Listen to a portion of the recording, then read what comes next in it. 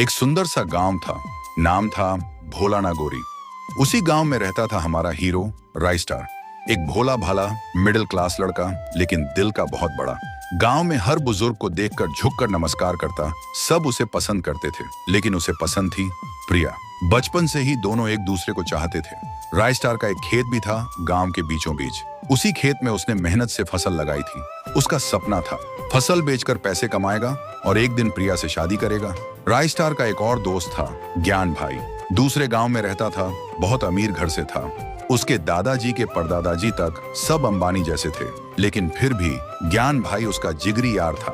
तीनों मिलकर हमेशा साथ रहते, घूमते, खाते, हंसी मजाक करते थे। फिर एक दिन राइस्टार और प्रिया की शादी तय हो गई। गांव में खुशी की लहर दौड़ गई, हर गली सज गई। शादी में पूरा गांव शामिल हुआ और ज्ञान भाई भी।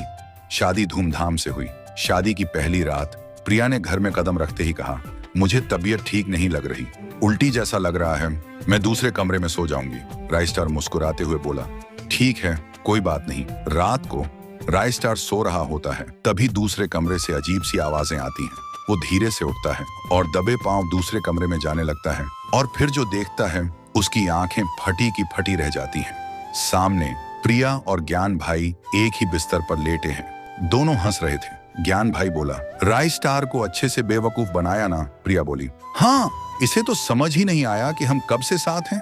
राइस्टार चिल्लाया, प्रिया, हम दोनों तो बचपन से एक दूसरे को पसंद करते हैं, इसलिए आज शादी हुई। और ज्ञान, तू तो मेरा भाई से बढ़कर था, तो फिर ऐसा क्यों किया? प्रिया हंसी और बोली, प्यार सिर्फ नाम का, असली प्यार तो ज्ञान से है, और शादी वो तो बस एक दिखावा था, तेरे खेत और पैसों के लिए। राइस्टार की आंखें भर आईं, कांपती आवाज में बोला, मैंने तुम दोनों से सिर्फ प्यार किया, भरोसा किया।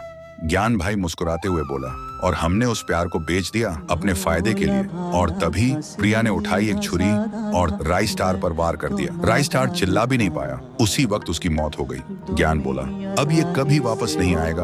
और प्रिया ने झुककर राइस्टार के कान में कहा, अब तेरा सपना भी गया और तू भी।